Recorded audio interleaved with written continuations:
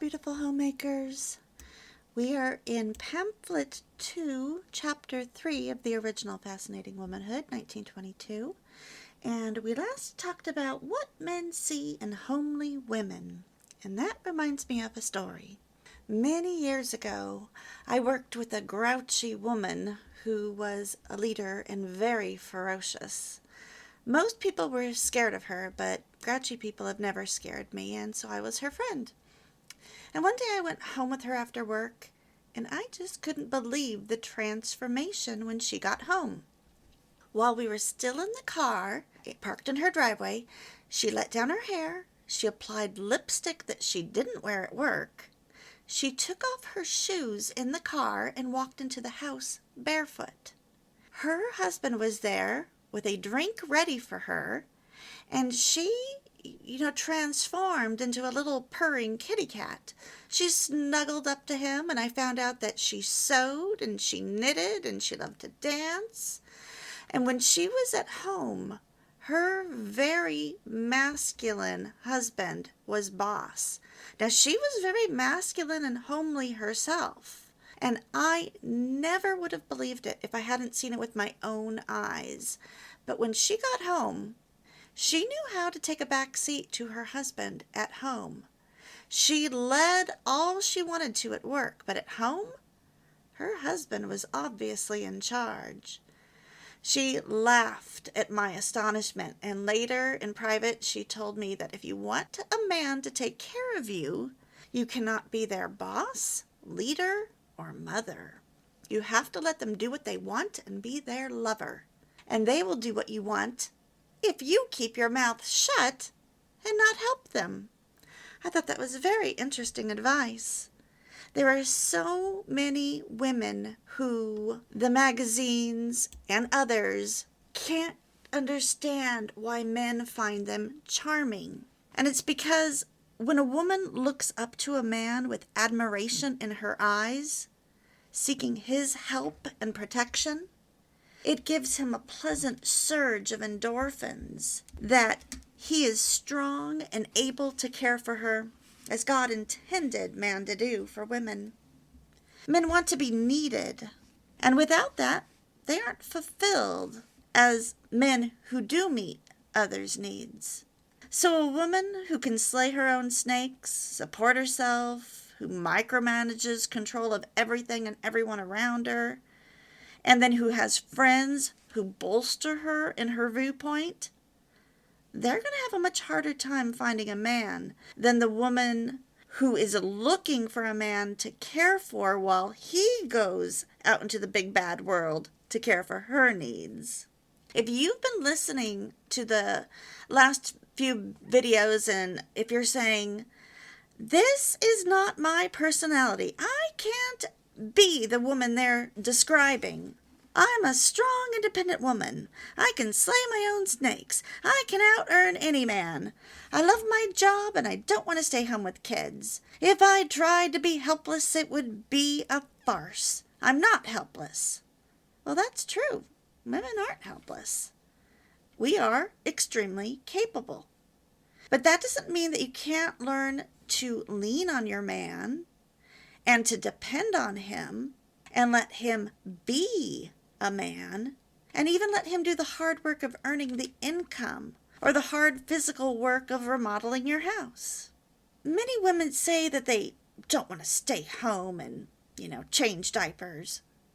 But when you actually have your own children, and especially if you breastfeed, which is superior to formula and helps you bond more with your child, then there's a very good chance that you will change your mind and decide that you do want to be home after all.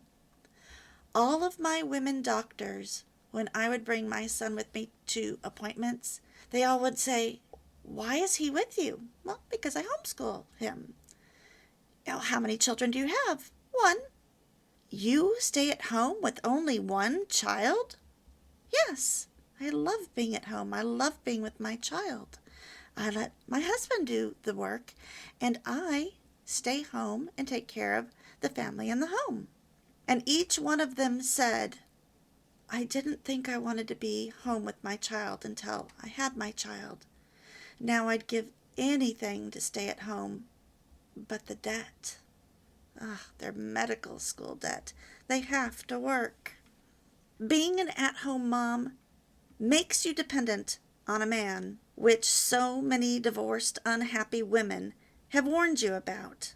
But if you are truly a help to your husband and not a hindrance, you will boost his self-esteem and productivity, and his fire to provide will be ignited.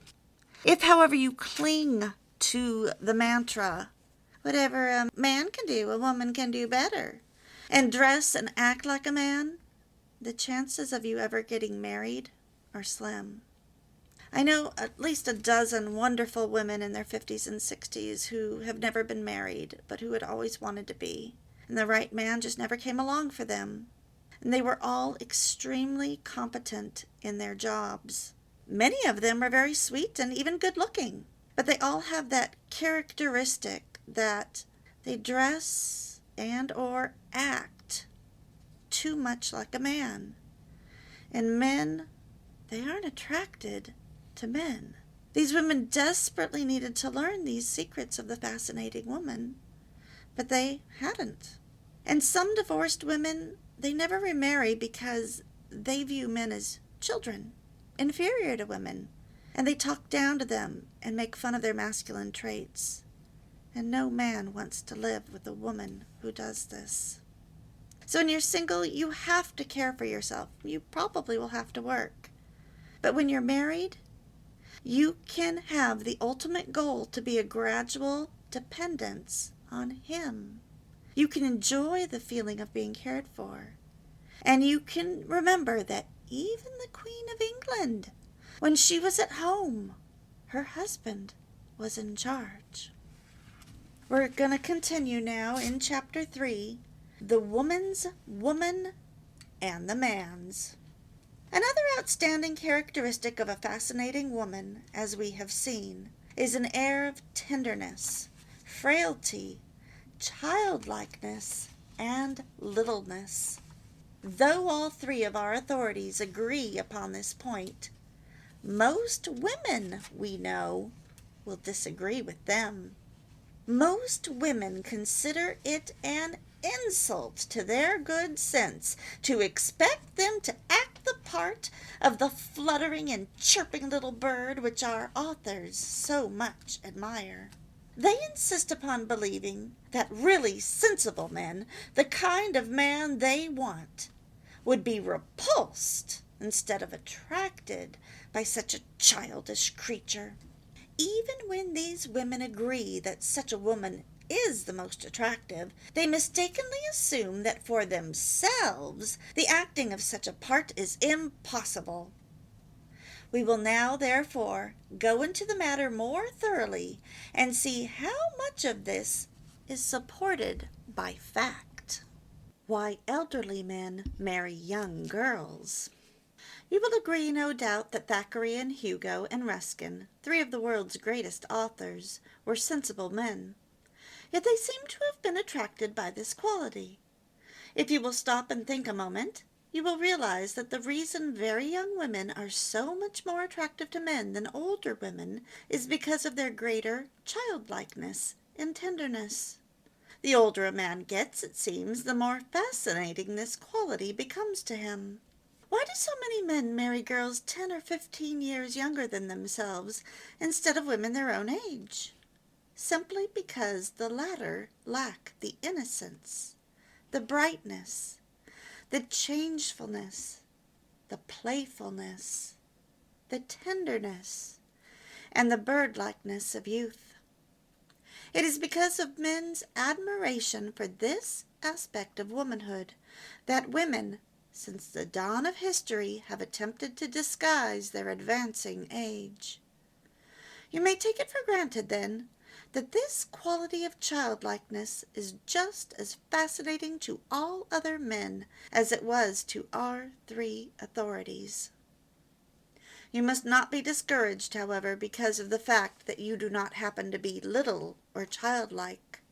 Just because you may happen to be a big, strong, able, and efficient woman is no reason for imagining that you cannot be a girlish one. You do not have to be all things to all men, but all things to one man. As we brought out before, men will often see qualities in a woman which no one else would ever suspect. Nay, more, qualities which the woman herself has never suspected. When a big woman attracts the little man. We all know of cases in which 120-pound man falls in love with a woman a head taller than himself and 50 pounds heavier. It seems ridiculous to us to hear this little man call such a big woman his little girl, to see him watch over her solicitously, as if she were a child dependent upon his care and protection, and he were her heroic defender and provider. Yet this relationship, which seems so ludicrous to us, seems perfectly natural to them. Somehow or other the woman has been made to feel that she is little, that she is weak and tender and dependent upon him for protection. And he has been made to feel that he is a man among men, much abler and stronger than she is, charged with the duty of taking care of the helpless creature. Regardless of outside appearances, his inward nature, to her, appears big and strong, while hers appears too tender, too trustful, too weak, too much woman. She sees this, and he sees it. What care they whether or not the outside world sees it?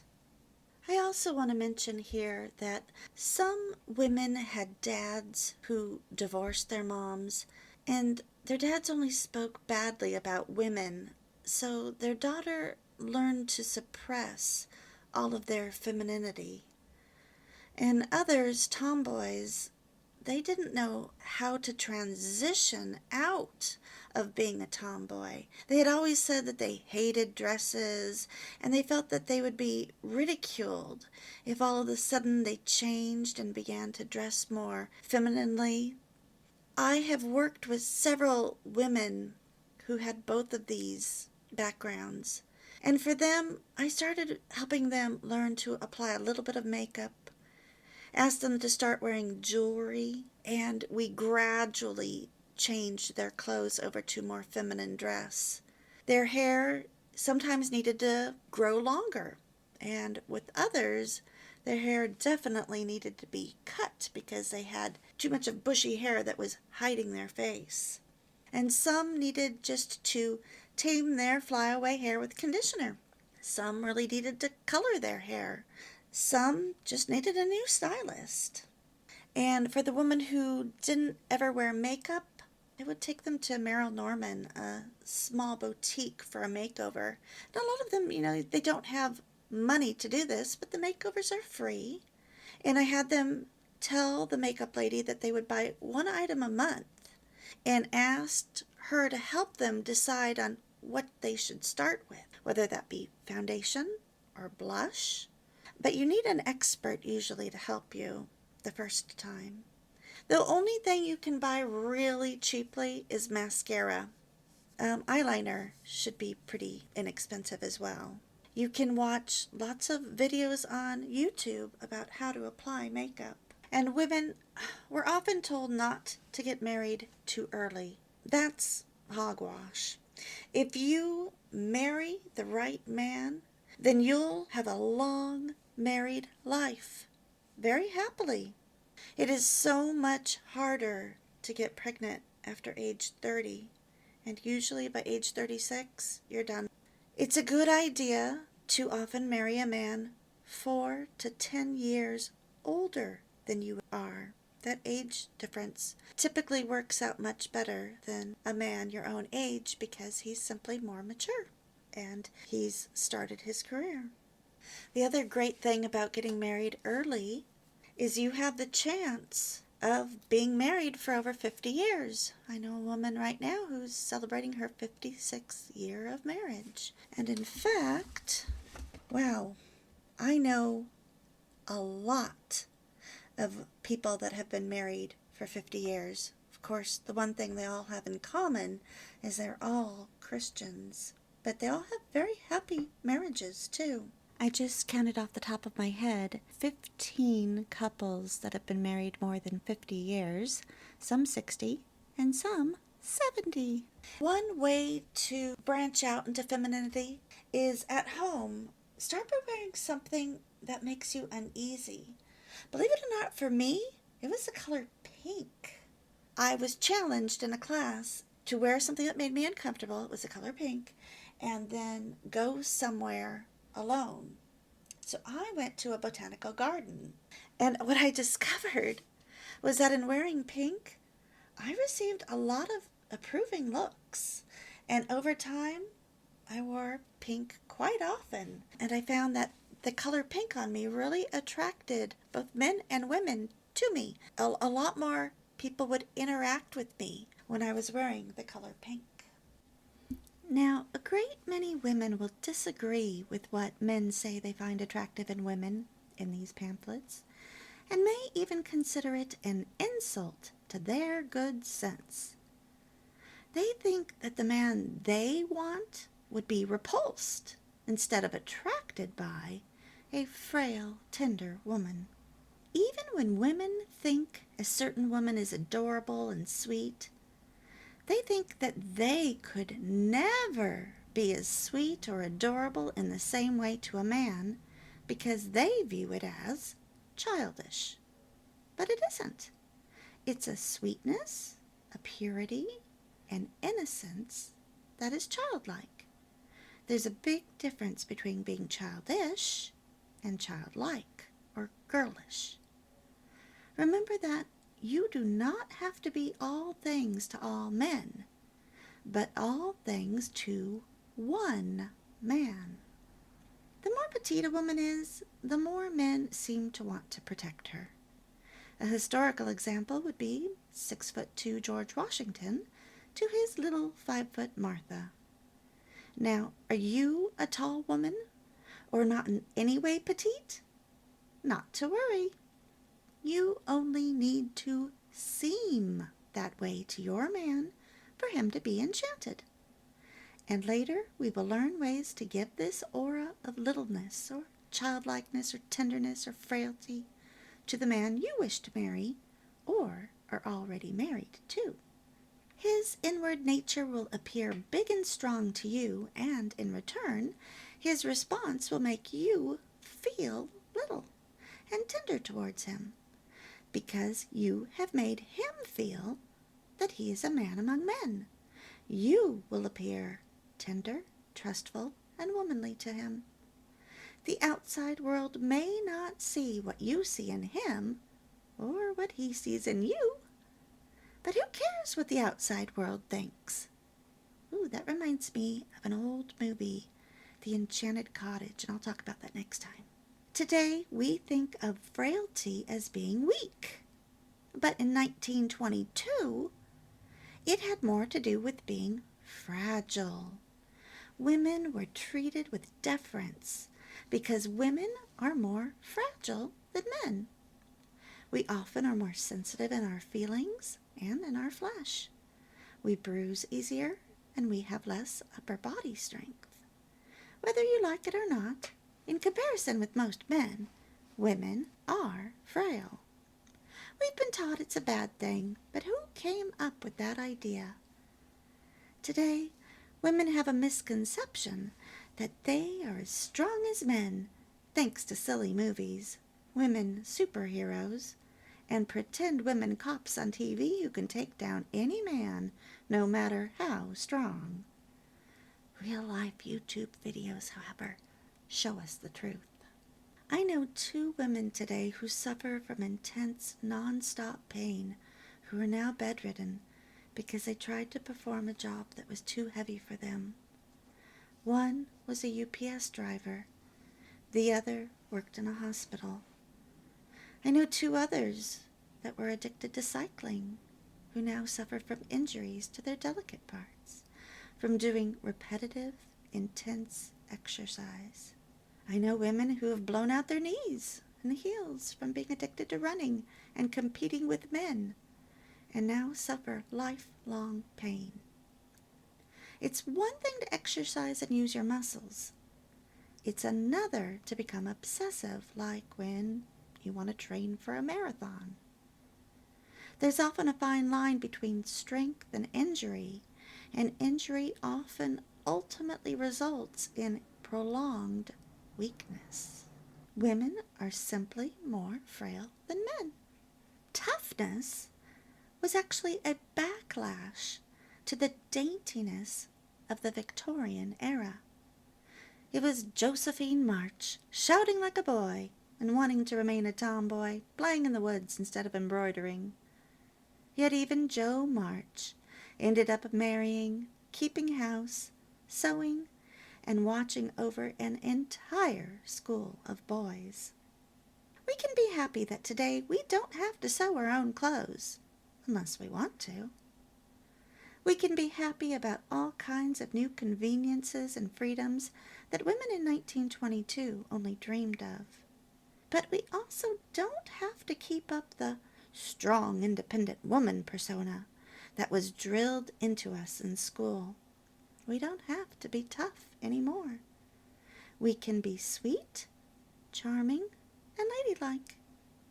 Men love to be needed, and the frail woman of yesteryear knew exactly what she was doing. Next time we'll talk about how a woman who doesn't fit the feminine ideal can still win a husband, even though she has more masculine traits than feminine.